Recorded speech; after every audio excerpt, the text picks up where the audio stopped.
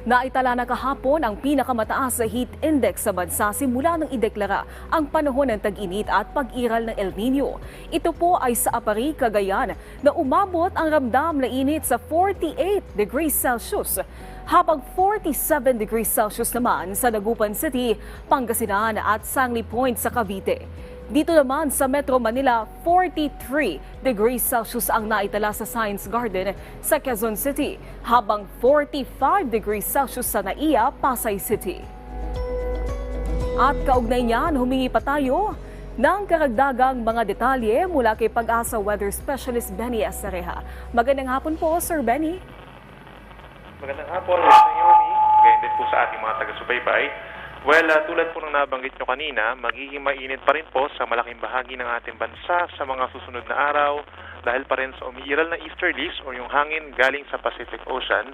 At yung mga heat indices natin, pagsapit po ng tanghali, posible pa rin umakyat sa more than 42 degrees Celsius. Dito sa Metro Manila, yung forecast po natin for today, for Naiya, Pasay City hanggang 44 degrees.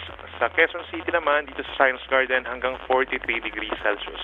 Pero yung pinakamatataas po na heat indices natin, forecast for today, ay dito po sa Maypili, Camarines Sur with up to 46 degrees Celsius. Habang yung typical po na mga nababalita natin ng mga lugar na matataas ang heat indices like Dagupan, Tuguegarao, Apari, Cagayan, nandito rin po sa may San Jose Occidental Mindoro, posible pa rin umakyat sa 45 degrees Celsius yung ating heat index. At hindi rin natin inaalis yung chance na mas tataas pa ng bahagya itong mga values natin sa mga susunod na linggo. Kaya paalala pa rin sa ating mga kababayan ay uminom po ng maraming tubig at kung lalabas ng bahay, lalo na sa tanghali from 10 a.m. to 4 p.m., ay siguraduhin pong hindi nakabilad sa araw at iwasan yung mga nakakapagod o yung mga strenuous na activities. Possible pa rin naman yung mga pag-ulan natin pagsapit po ng hapon hanggang sa gabi. Mga thunderstorms po ito na saglit lamang ang tinatagal habang sa may southern part of Mindanao, pinakamataas ang tsansa ng ulan sa susunod na 24 oras dahil pa rin sa ITCZ or Intertropical Convergence Zone. Yung na latest mula dito sa weather forecasting po ng Pag-asa, balik po sa inyo. Sir Benny, ang concern ng maraming tao, posible po bang umabot sa 50 degrees Celsius itong ating heat index? Lalo't Abril pa lang po at sa Mayo pa ine-expect yung peak ng mataas na temperatura.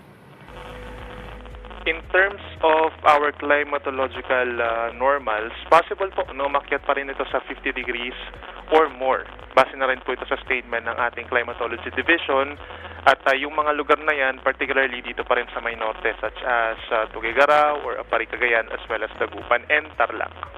At kahapon po, sir, may mga naitalang pag-ulan sa ilang lugar. Dito sa Quezon City, umulan din po. Ano po yung dahilan nito at pwede po kaya itong maulit sa mga susunod na araw? Well, yung dala po kasi ng easterlies kahapon, marami siyang dalang moisture. At yun yung nagpaulan po, nagpa-cause ng mga thunderstorm clouds pagsapit po ng hapon dito sa malaking bahagi ng Luzon. And eventually, itong thunderstorms na to, thunderstorm clouds na ito is nagdala po ng malalakas na ulan, may mga kidlat kulog din, at possible din po yan ang mangyari mamayang hapon. At sir, ito pong binabantayang ITCZ, makakatulong po ba para maibsan naman itong matinding init na ating nararanasan? Yung nakikita nating effect po ng ITCZ, mga paminsan-minsan po na malalakas na ulan at typical po itong mga pag-ulan natin sa may southern part, itong Zamboanga Peninsula, Bangsamoro Region, Soxargen and Davao Region. So hindi po natin nakikitang aakyat itong ITCZ natin sa Visayas and Luzon. Okay, maraming salamat po sa inyong oras, Pag-asa Weather Specialist Benny Estareja. At paalala po muli sa ating mga kababayan para maging ligtas sa lahat ng pagkakataon mula sa epekto ng pabago-bagong panahon. Ugaling tumutok dito lang sa PTV Info Weather.